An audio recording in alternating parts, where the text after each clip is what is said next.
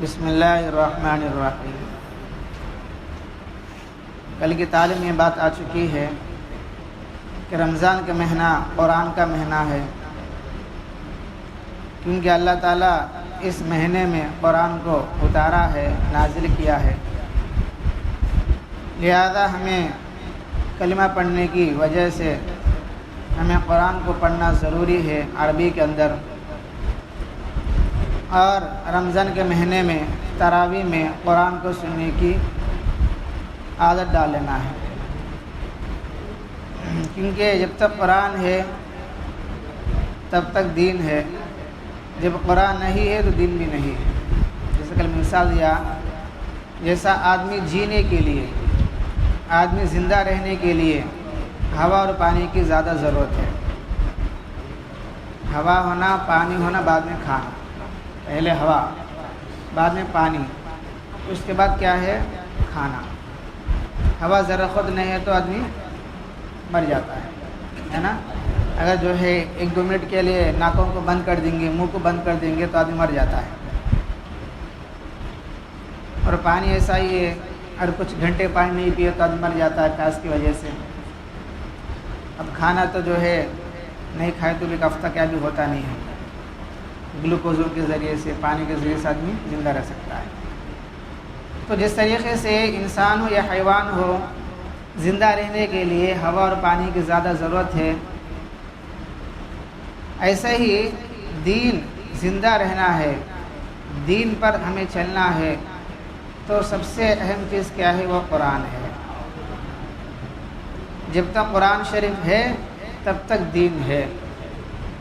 جب قرآن نہیں ہے، قرآن پڑھنے والے، قرآن پڑھانے والے، قرآن کو سمجھانے والے، مدرسے، مکتبہ، یہ سب بھی کیا بھی نہیں ہے، تو دین بھی ہلکا ہلکا ختم ہو جاتا ہے، مٹ جاتا ہے۔ پھر کسی کو معلوم نہیں کہ نماز کیا ہے، روزہ کیا ہے، زکوٰۃ کیا ہے، سب بھی کیا معلوم ہوتا نہیں، ہمارا کلمہ تک بھی معلوم ہوتا ہے، قرآن نہیں ہے۔ سمجھ آ رہی ہے؟ اور دوسری بات، اللہ تعالیٰ کا وعدہ بھی ہے، ہمیں قرآن کو اتارنے والے ہیں اور ہمیں جو اس کی حفاظت بھی کریں گے۔ اِنَّا نَحْنُ نَزَّلْنَا الذِّكْرَ وَإِنَّا لَهُ لَحَافِظُونَ۔ اللہ فرماتے ہیں ہم نے قرآن کو نازل کیا ہے اور ہمیں جو اس کی حفاظت کریں گے۔ کیسے حفاظت کریں گے؟ یہ چھوٹے چھوٹے مدرسے میں پڑھنے والے بچے ہیں، مکتب میں پڑھنے والے بچے ہیں، تو ان کے سینے میں اللہ پاک اپنا کلام کو محفوظ کرتا ہے۔ ہمیں پیدا کرنے والا کون ہے؟ اللہ ہے۔ ہمیں پالنے والا کون؟ اللہ ہے۔ کیا اللہ تعالیٰ ڈائریکٹ جو ہے پیدا کرتے ہیں؟ پیدا کرنا ہے نا، ماں باپ کے ذریعے سے، ماں کے پیٹ سے جو ہے پیدا ہوتے ہیں۔ ویسے اللہ پالنے والا ہے کہ اللہ تعالیٰ ڈائریکٹ جو ہے آسمان سے نازل کرتا ہے روزی وغیرہ، اللہ اس پر قادر ہے، لیکن دنیا کے دستور ہے، دنیا دارالاسباب ہے۔ دنیا کیا ہے؟ دارالاسباب ہے۔ کوئی آدمی کھیتی باڑی کرتا ہے، کوئی آدمی نوکری کرتا ہے، کوئی آدمی بیپار کرتا ہے، کوئی آدمی جو ہے کاروبار کرتا ہے، کوئی آدمی محنت مزدوری کرتا ہے، ہاتھ کا کام کر لیتا ہے، اللہ تعالیٰ اس کے ذریعے سے اس کو روزی پہنچاتے ہیں۔ اللہ پاک بغیر محنت کے بھی روزی دینے والے ہیں، لیکن یہ دنیا دارالاسباب ہونے کی وجہ سے کچھ نہ کچھ محنت کرنا پڑتا ہے۔ ویسا کیا ہے تو کہ قرآن کو اللہ حفاظت کرنے کا وعدہ دیا ہے، لیکن کیسے حفاظت کریں گے؟ تو وہ بچوں کے ذریعے سے، مدرسے پڑھنے والے طلباء کے ذریعے سے اللہ پاک قرآن کو حفاظت فرمائیں گے۔ اللہ محافظ قرآن ہے، اللہ تعالیٰ محافظ قرآن ہے۔ تو دوسری بات کیا ہے؟ اس مہینے میں تراویح آپ کو معلوم ہے، اور دوسری بات کیا ہے؟ تیسری بات یہ ہے کہ رمضان کے آخری 10 دن میں 5 راتیں ایسے ہیں جس میں جاگنے سے انشاءاللہ بہت بڑا ثواب ہے۔ 2 راتیں تو ہو گئے، ابھی کتنے راتیں ہیں؟ 3 راتیں ہیں۔ تو آج کی رات کیا ہے؟ تیسری رات ہے، 25ویں تاریخ ہے، 25ویں تاریخ ہے۔ تو ہمیں 2 راتیں پتہ نہیں جاگے نہیں جاگے، کچھ کمی کوتاہی ہو جاتی ہے، تو کم از کم آج رات جاگنے کی کوشش کرنا ہے۔ تو میری بھی کیا کچھ دیر 11 بجے یا 12 بجے تک جو ہے تراویح ہوتی ہے، 10 بجے تک ہو جاتا ہے، اس وقت کم از کم 1 گھنٹہ یا 2 گھنٹے تو نفلوں میں، ذکر میں، دعاؤں میں اور سجدے میں، یا جو ہے قرآن آتا ہے تو قرآن پڑھنے میں ذرا 1-2 گھنٹے صرف کریں گے، خرچ کریں گے، تو انشاءاللہ ہمارا نام جاگنے والوں میں سے ہوگا، شب قدر پانے والوں میں سے ہوگا۔ جس میں جاگنے سے اللہ تعالیٰ فرماتے ہیں خیر من 1000 شہر، یعنی 1000 مہینے سے بھی زیادہ افضل ہے۔ 1000 مہینے جو شخص جاگ کر اللہ تعالیٰ کی یاد کرتا ہے اس سے کہیں زیادہ صرف 1 رات میں جاگنے سے ملتا ہے۔ وہ 5 راتیں ہیں، 5 راتوں میں سے 1 رات ہے۔ 7 میں کیا فکس نہیں ہے، 7 میں کیا بھی فکس کیا بھی نہیں، 5 راتوں میں ہے۔ زیادہ علماء کا رجحان وہ 7 کو 27 رات کو ہے، لیکن جو ہے علماء فرماتے بعد اللہ والے فرماتے ہم نے 25 کو دیکھا، ہم نے 23 کو جو ہے 23 تاریخوں میں دوسری تاخرت محسوس کیا ہے، کوئی کہتے ہم نے جو ہے 29 یعنی 5ویں تاخرت کو محسوس کیا ہے۔ اس طریقے سے شب قدر گھومتے رہتا ہے، پھرتے رہتا ہے، کوئی ایک رات میں فکس نہیں ہے۔ یہ ہماری سہولت کی وجہ سے ہم نے بنا لیے ہے۔ ہمارے 5 رات جاگو بولے تو جاگتے نہیں نا، 5 راتیں جو ہے ابھی تک کو دیر سے رکھیں گے تو آدمی آتا نہیں ہے۔ اس کا سہولت کے واسطے کیا ہے 1 رات کو ہمیں بنا لیے ہے، بس اپنا سہولت سے وہ 1 رات کو بنا لیے ہے، ورنہ 5 رات جاگنے کی ہے۔ بڑے بڑے مسجدوں میں کیا ہے راتوں میں جو ہے تفسیر ہوتی ہے، بیانات ہوتے ہیں اور قرآن کے حلقے ہوتے ہیں، نمازوں کی تائید ہوتی ہے، تو پھر رات کیا جاگنے کی کوشش کرتے ہیں۔ تو ہم نے اپنی سہولت کے واسطے 1 رات کو جاگتے ہیں، 4 راتیں سو جاتے ہیں، ایسا نہیں کرنا ہے، بلکہ جہاں تک ہو سکے 5 راتیں بھی جس طریقے سے ہم 7 کو جاگتے ہیں ویسا ہر رات جاگنے کی کوشش کرنا ہے۔ اور نماز کیسا پڑھنا ہے کہ نماز ایسا پڑھنا ہے کہ ہمیں سب کچھ بھول جانا ہے، دکان کا خیال بھی آ جانی، گھر کا خیال بھی آ جانی، بچوں کا خیال بھی آ جانی، بالکل کیا بھی خیال نہیں سر کا کہ نماز پڑھنے کی کوشش کرنا ہے، مشق کرنا ہے۔ ایسے نماز پڑھیں گے تو اللہ پاک اس نماز سے بڑا خوش ہوتے ہیں، راضی ہوتے ہیں، ہمارے دعا اللہ قبول فرمائیں گے اور گناہ معاف ہو جائیں گے، گناہ معاف ہو جائیں گے۔ ایک چھوٹا سا واقعہ بتاتے ہیں، ایک بہت بڑے اللہ والے تھے، ان کا نام امام غزالی، کیا ہے امام غزالی، تقریباً یہ 13 سال یا 17 سال جنگل میں رہے، اس میں رہے جنگل میں رہے، جنگل میں کہ اللہ تعالیٰ کو یاد کرتے رہے، آج نمازہ پڑھنا، آج سب ضرورت پورا کرنا، پتے کھاتے تھا، کوئی پھل کھاتا تھا، اور جو ہے وہ ندی کا پانی پیتے تھا، ویسا 13 سال کے 17 سال کے جنگل میں رہے۔ اور نہ گنانم ہوا، کیا ہوا؟ گنانم ہوا۔ گنانم ہونے کے بعد پھر باہر آئے، آنے کے بعد ایک کتاب لکھے، اس کا نام ہے احیاء العلوم، بہت بڑی، تقریباً 6 جلدوں میں ہے، بہت بڑی کتاب ہے۔ تو کتاب تصوف کے اعتبار سے یعنی اپنے آپ کو بنانے میں، ہمارا تعلق اللہ سے کیسا ہونا ہے اور اللہ کو ہمیں کیسا پہچاننا ہے، اللہ کی طاقت کیا ہو، اللہ کی قدرت کیا ہو، اور ہمیں ایک مسلمان ہونے کی وجہ سے کیسے زندگی گزارنا ہے، اور کیا کھانا ہے، کیا نہیں کھانا ہے، کیسا رہنا ہے، یہ پورا ڈیٹیل سے انہوں نے بتایا کتاب کے اندر۔ کھانے کے بعد یاد آ گئی تو ان کے بعد کیا ہوگا، کھانے میں 2 دن میں 3 مرتبہ کھاؤ۔ ان کی کتاب میں ایک بات لکھی ہوئی ہے، 2 دن میں 3 بار کھانا ہے۔ کیسا ہے؟ سمجھو کہ آج صبح میں کھا لیے ناشتے میں، کھانے بعد دوپہر میں کیا بھی کھائی جانی، پھر شام میں کھانا، پھر شام میں کھانا، 1 دن میں 2 بار ہوا۔ پھر اگلے دن کیا ہوا، دوسرے دن میں صبح میں کھانے سے دوپہر میں کھانا ہے، شام میں کھائی جانی۔ 2 دن میں 3 بار ہوا، 1 دن میں صبح میں شام میں کھاؤ، اگلے دن میں کیا دوپہر میں کھاؤ۔ تو اس طریقے سے 2 دن میں 3 مرتبہ کھانے سے آدمی صحت مند رہتا ہے، تندرست رہتا ہے اور طاقتور رہتا ہے۔ لیکن آج کل ہمارا کیا ہے، ہاضماتی ہوندو، جسم ذرا کمزور ہو گیا ہے، ہم اس پر جو عمل نہیں کر سکتے ہیں، تو تھوڑا کم از کم روزانہ 2 مرتبہ کھا لیں، صبح میں شام میں، یا پھر دوپہر میں شام میں کھا لیں۔ سمجھ آئے بھائی؟ زیادہ کھانے سے پریشانی 6، بیماری 6۔ اس کا سے پھر ذوالفقار صاحب جو پڑوس ملک کے ہیں انہیں بولتے رہتے ہیں، جتنے بھی ہاسپٹل مریض ہیں وہ سب بھی کھا کھا کو بیمار ہوئی، سمجھ جو غریب ہے، جو کم کھاتا ہے، وہ بیمار بھی کم ہوتا ہے. بیمار بھی، اللہ والوں کا یہ قول ہے، اللہ والوں کا یہ مقولہ ہے، کھا کو بیماری زیادہ لا لیتے ہیں. جتنا قسم کے کھانے کھائیں گے اتنے قسم کی بیماریاں بھی آئیں گے.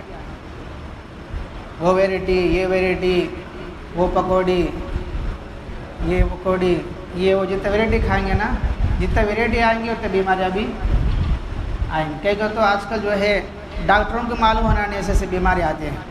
پورا چیک اپ کرتے ہیں، پورے پیسے خالی ہوتے ہیں، بیماری کیا ہی معلوم ہوتا نہیں. یہ بلا ڈال لو، یہ ڈال لو، بس تسلی بس دیتے ہیں. اصل بیماری کیا ڈاکٹروں کو معلوم ہونا نہیں. کہ تمہیں کھاتے اس سے کھاتی کیا ہوتا ہے، ویرائٹی کھاتے ہیں. جنک فوڈ کو، فاسٹ فوڈ کو، ابھی کیا کو کھاتے، جس وجہ سے بیماری میں کیا ہے. اور بچوں کو کیا ہفتے میں، 10 دن میں، مہینے میں بیماری ایسے آتے ہیں، پھر ڈاکٹروں کے پاس جانا پڑتا ہے. ڈاکٹر کیا بولتے ہیں، نہیں یہ کھاؤ وہ کھاؤ وہ. اللہ تعالیٰ نے عقل دیا ہے، سوچ دیا ہے، اپنے حساب سے ہمیں زندگی گزارنا ہے. کون بھی ڈاکٹر کیا ہے بغیر مفت کے علاج کرتا نہیں ہے، وہ بھی پیسوں کی وجہ سے علاج کرتا ہے. تو بہرحال کیا ہے، تو اتنے اللہ والے نے فرماتے ہیں کس طریقے سے انہوں پتے کھا کو، پھلا کھا کو، ندی کے پانی پی کو تقریباً 13 سال 17 سال زندہ رہے، اور وہاں سے باہر آنے والی کتاب لکھی، بہت بڑی اچھی کتاب ہے، تصوف کی کتاب ہے. جو خانقاہ والے ہوتے ہیں انہوں وہ کتاب ضرور پڑھتے ہیں. ابھی تو مرکز میں ایک اللہ والے آئے ہیں ورنگل سے، ایک مفتی صاحب آئے تھے، انہوں بھی بہت بڑے شیخ تھے، اللہ والے ہیں. تو ان کی بات بھی ظہر میں ہوتی ہے، روزانہ ظہر کے بعد ان کی بات ہوتی ہے، اور عشاء کے بعد تراویح کے بعد ان کی ذکر بھی ہوتی ہے. بہرحال امام غزالی رحمۃ اللہ ایک واقعہ بتاتے ہیں، انہیں دونوں بھایا، امام غزالی کے دونوں بھایا. تو ایک بھائی صاحب کشف تھے، ان کے چھوٹے بھائی کے صاحب کشف کا، تو انہوں کو سامنے والا کیا کرتا ہے کہ نہ معلوم ہو جاتا. سامنے والا کیا سوچتے ہیں، کہ سامنے والا کیا کھایا، کہ آٹومیٹک ان کو معلوم ہو جاتا. ہمیں معلوم ہوتا نہیں. جیسا کہ حدیث علیہ السلام معجزہ ہے، حدیث علیہ السلام کے تقریباً کچھ معجزے، 5-6 معجزے ہیں. اس میں ایک معجزہ کہ علیہ السلام کا سامنے والا کیا کھایا اور کتنا کمایا، گھر میں کتنا رکھے، سب بولتے تھے. حدیث علیہ السلام معجزہ تھا. اس کو بولتے ہیں، اگر وہ غیر نبی کے ساتھ ہوتا ہے تو اسے کشف بولتے ہیں. کشف کا تو سامنے والے کی حالت ان کو معلوم ہونا. ایک بزرگ کے پاس ایک نوجوان آیا ملاقات کے واسطے. بزرگ نے فرمایا کہ تو یہاں سے نکل جا، یہاں سے ہٹ جا، کیونکہ تو راستے میں عورتوں کو گھر گھر کے میرے پاس آیا، تو زانی ہے، نکل جا. کہو نکال ڈالے نوجوان کو. سمجھا؟ حالانکہ معلوم نہیں وہ جوان کیسا ہے، کیا ہے معلوم، لیکن اللہ والے معلوم ہوتا ہے، چہرہ دیکھ کر معلوم ہوتا ہے کتنا پکا ہے، کتنا کچا ہے، کتنا گنہگار ہے، کتنا اور جو ہے نیک آدمی ہے وہ. ویسے نے بھی کیا ہے صاحب کشف تھے، یعنی سامنے والے کیا سوچتے کہ ان کو معلوم ہو جاتا. وہ ان کے پیچھے نماز نہیں پڑھتے تھے. اتنے بڑے اللہ والے کیا اگر اپنے بھائی کے پیچھے نماز نہیں پڑھتے تھے. امام غزالی رحمۃ اللہ علیہ نے اپنے والدے سے اس کی شکایت کی. ماں سے فرمایا کہ امی جان، یہ چھوٹا بھائی جو ہے میرے پیچھے نماز نہیں پڑھتا، پورے محلے والے میرے پیچھے پڑھتے ہیں، لیکن بھائی ہو کے میرے پیچھے پڑھنا نہیں. تو وہ اماں سے شکایت کرے. والدہ نے انہیں ساتھ پڑھنے کی تائید کی. والدہ کیا بولے بیٹا ایسا کرنا، کو جا کو پڑھو، تو ماں بولے. تو خیر انہوں نے امام غزالی کی اقتدا کی. کیا بولے؟ ماں کی بات مان کو کیا کرے، بھائی چھوٹے بھائی مسجد کو گئے اور ان کے پیچھے نماز پڑھنا شروع کرے. تو اتفاق نماز میں انہیں یہ خیال آیا، کیونکہ کتاب وہ پڑھتے تھے، کتاب لکھتے تھے، تو حیض کا ایک مسئلہ ان کے ذہن میں آ گیا. نماز پڑھاتے پڑھاتے حیض کا مسئلہ آیا. حیض کا تو ماہواری، عورتوں کے واسطے جو آتا ہے اس کو حیض بولتے ہیں. ایک نفاس ہوتا ہے، نفاس کا تو بچہ پیدا ہونے کے بعد جو خون آتا ہے اسے نفاس بولتے ہیں، اور مہینہ جو آنے کو اسے حیض بولتے ہیں. حیض کا کم مدت کیا 3 دن ہے. 3 دن سے کم اگر خون آتا ہے تو وہ حیض نہیں ہے، یاد رکھو. عورتوں کے واسطے مسئلہ ہے، اگر 3 دن سے کم 1-2 دن خون آتا ہے تو وہ حیض نہیں ہے. اس میں نماز پڑھنا ہے، روزہ بھی رکھنا ہے. اس کو جو استحاضہ بولیں گے. کیا بولیں گے؟ استحاضہ بولیں گے. اور 10 دن سے زیادہ آتا ہے وہ بھی حیض نہیں ہے. 10 دن سے زیادہ آتا ہے تو وہ بھی حیض نہیں، وہ بھی استحاضہ ہے، اس کے اندر بھی نماز پڑھنا ہے، روزہ رکھنا ہے۔ حیض کا تو 3 دن سے زیادہ 10 دن سے کم ہوتا ہے، وہ خون صرف 3 دن سے زیادہ، یعنی کسی کو 5 دن، کسی کو 6 دن، کسی کو 8 دن، کسی کو 9 دن، بس 3 دن سے 10 دن کے اندر آنے کے خون کو حیض بولتے ہیں۔ اگر 3 دن سے کم آتا ہے یا پھر 10 دن سے زیادہ آتا ہے تو حیض نہیں، وہ استحاضہ ہے، اس کے اندر نماز بھی معاف نہیں ہے، روزہ بھی معاف نہیں ہے۔ عورتیں کیا کرنا ہے اس وقت میں؟ وضو بنا کے نماز پڑھتے رہنا ہے۔ نماز اگرچہ خون نکلتا بھی ہے تو نماز کو چھوڑے جانی، سمجھا؟ جو کپڑا وغیرہ اس کے ذریعے سے کیا ہے نماز کو ادا کرنا ہے، اگر نماز نہیں پڑھتے تو گنہگار ہوگی۔ ہاں جس کی عادت ہے، عادت کے برابر آتا ہے، پھر وہ حیض میں شمار ہوتا ہے۔ تو اس طریقے سے اللہ والے جو ہے وہ حیض کے مسئلے کو ذرا ذہن میں آ گیا، نماز پڑھاتے حیض کے مسئلے آ گئے، تو ایک مسئلہ لکھنے سے رہ گیا، پس جٹ سے نیت توڑ کر الگ ہو گئے۔ ارے ایک مسئلہ میں لکھنا بھول گیا، بلکہ ان کو خیال آیا نماز پڑھانے والے میں، انہیں پیچھے نماز پڑھتے رہے، ایک دم نماز کو توڑ ڈالے، چل گئے۔ چھوٹے بھائی اب بھی چاہے سے نماز پڑھنے واسطے، اگر اب بھی نکل کے نماز پوری بھی نہیں ہوئی، تو امام غزالی نے پھر اس واقعے کی خبر اپنے والدہ کو شکایت کی، امی بھائی جو ہے اب بھی چاہے سو آپ کو بس کھڑا کہ نہیں کھڑا، پھر بعد میں چلا گیا، مجھے بڑا بے عزتی ہوا، ذرا شرم محسوس ہوا۔ والدہ نے ان سے پوچھا تم نے ایسا کیوں کیا؟ کہیں تو نماز توڑ کے واپس باہر آیا۔ انہوں نے کہا میں ایسے شخص کے پیچھے نماز نہیں پڑھتا جس کا دل خون حیض میں آلود ہے، جو حیض کے مسئلے سوچتا ہے، وہ خون میں سوچتا ہے، اس کے پیچھے میں نماز نہیں پڑھتا۔ کو والدہ کو سنائے، اماں کو سنائے، انہیں سامنے والے کیا سوچتے ہیں کہ ان کو معلوم ہو جاتا ہے۔ انہوں نے کہا تم نے خدا کی طرف سے توجہ چھوڑ کر ان کے قلب کی طرف توجہ کیوں کی؟ اماں بھی بڑا ہوشیار ہے، نیک دیندار ہے، انہوں نے کیا بولے بیٹا تو تیرا دل اللہ کی طرف متوجہ کرنے سرکا، ان کی طرف تو کیوں متوجہ کیا؟ ان کے دل کو تو کیوں دیکھا؟ تیرا خیال تو پورا اللہ کی طرف ہونا ہے، تو سامنے والے کیا سوچتے تجھے کہیں کو؟ تو ماں بھی اچھے ڈانٹے، جب ماں ایسی ہوتی ہے تو بچے ایسے ہوتے ہیں۔ جب ماں دیندار ہوگی، نیک اللہ والی اور پاک دامنی ہوگی تو اولاد ویسے پاک نیک ہوں گے۔ جیسا جھاڑ ویسا پھل، جیسا جھاڑ ویسا پھل ہوتا ہے، جھاڑ اچھا ہے تو پھل بھی اچھا ہے، جھاڑ اچھا نہیں تو پھل بھی بیکار نکلتا ہے۔ ویسا اللہ والے کیسے تھے؟ متقی پرہیزگار تھے، ذرا خیر آنے پر کیا ہے ان کو معلوم ہو جاتا تھا۔ تو ایسا کیوں ہوا؟ کیونکہ ان کے والدہ نیک تھی، دیندار تھی، متقی پرہیزگار تھی۔ تو ماں نے اس بیٹے کو جواب دی تم نے خدا کی طرف سے توجہ چھوڑ کر ان کے دل کی طرف توجہ کیوں کی؟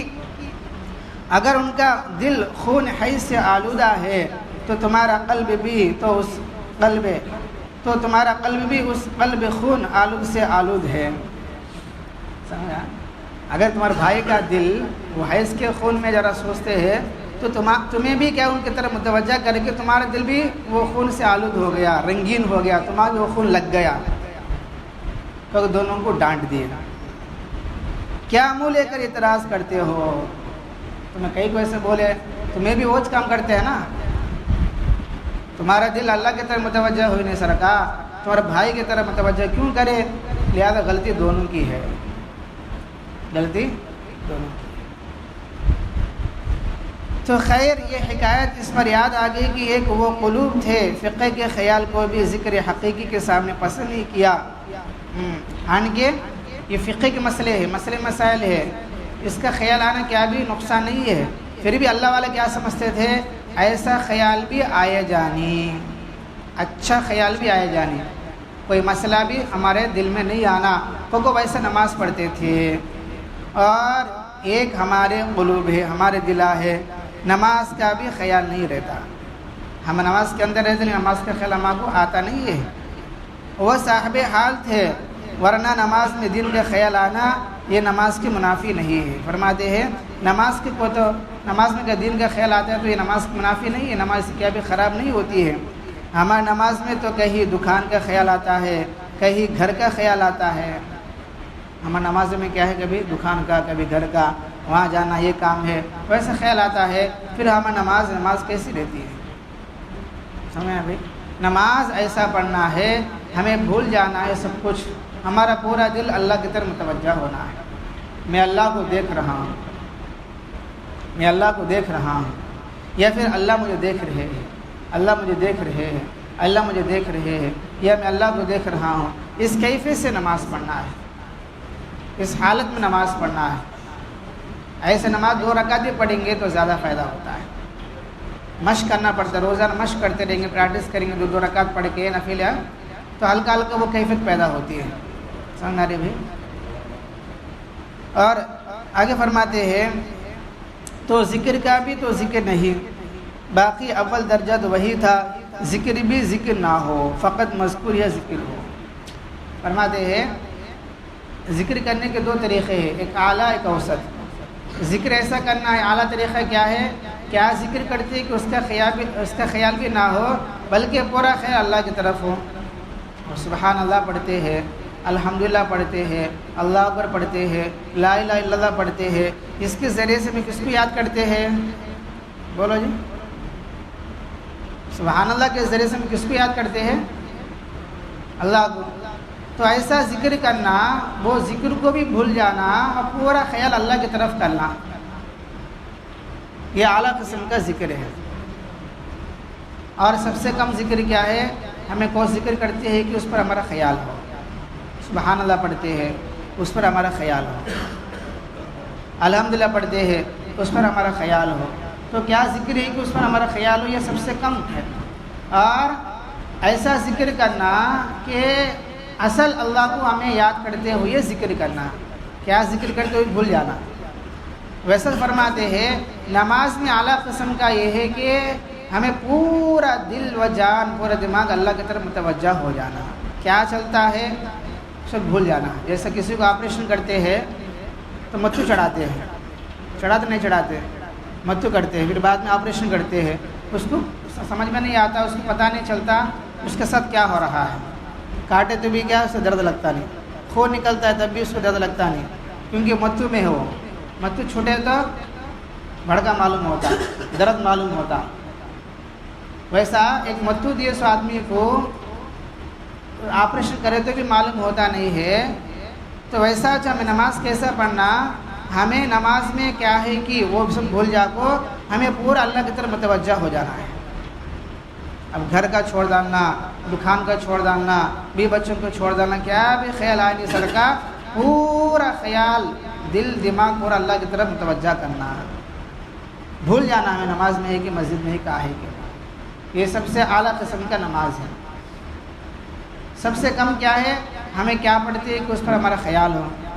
جیسے الحمد کا سورہ پڑھتے ہیں اس پر ہمارا خیال ہو، دوسرا سورہ پڑھتے اس پر ہمارا خیال ہو، یا رکوع کی تسبیح پڑھتے سبحان ربی العظیم ہو، اس پر ہمارا خیال ہو.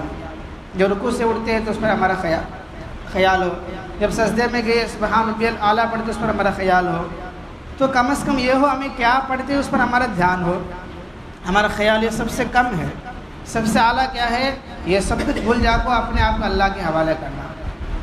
سمجھ آ رہی بھائی. تو اس طریقے سے نماز پڑھیں گے تو نماز ہوگی جاندار، تو زندگی ہوگی شاندار. سب کریں گے انشاءاللہ بھائی. اس کے بعد سے کیا کرنا ہے، ہمیں بار بار اللہ کے راستے میں نکلتے رہنا ہے. جماعتوں میں نکلتے رہیں گے، یا کوئی جماعت آتے ساتھ دیتے رہیں گے تو کیا ہوتا ہے، یہ چیزیں اپنے اندر آتے ہیں.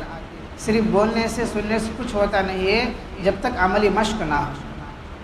جب ہم باہر جائیں گے، اپنا گھر کو، اپنے کاروبار، اپنے بچوں کو چھوڑ کر باہر جائیں گے، پھر وہ مسجد میں رہیں گے، لوگوں کو دعوت دیں گے اور وہاں کچھ باتیں سنیں گے، پھر عمل کریں گے اور پھر اللہ کے سامنے روئیں گے، تو ہلکا ہلکا ہمارے دل کی کیفیت بنتی ہے، دل کی حالت بنتی ہے. ہماری نماز بھی جاندار ہوتی ہے، ہمارا ایمان مضبوط ہوتا ہے اور غفلت بھی ختم ہو جاتی ہے. برے اخلاق نکل جائیں گے اور ریا شہرت نکل جاتی ہے اور جان مال کا صحیح مصرف سمجھ میں آتا ہے. اس کا سے کیا ہے کہ مئی کے مہینے میں بھی انشاءاللہ 22 تاریخ سے چلے کی جماعت جا رہی ہے ہمارے مسجد سے. دو جماعتوں کا عزائم کرے ہے. ہر ساتھی فکر کرے، اپنے گھر سے ایک افراد کو جو ہے بھیجنے کی کوشش کریں گے نا انشاءاللہ. اللہ تعالیٰ سے دعا ہے اللہ پاک ہم سب کو عمل کی توفیق عطا فرمائے۔ اور شام میں انشاءاللہ افطاری کی دعوت ہے پورے روزدار کو مسجد کے سامنے پوری جماعت کو بھی۔ الحمدللہ رب العالمین، اللہم انت السلام ومنک السلام، تبارکت یا ذا الجلال والاکرام، رب اعنی علی ذکرک وشکرک وحسن عبادتک، لا الہ الا اللہ وحدہ لا شریک لہ، لہ الملک ولہ الحمد وہو علی کل شیء قدیر۔ اللہم لا مانع لما اعطیت ولا معطی لما منعت ولا ينفع ذا الجد منك الجد، اصبحنا واصبح الملك لله رب العالمين۔ اللهم انا نسألك الخير من هذا اليوم وفتحه ونصره ونوره وبركته وهداه، ونعوذ بك من شر ما فيه وشر ما بعده۔ سبحان ربك رب العزة عما يصفون وسلام على المرسلين والحمد لله رب العالمين۔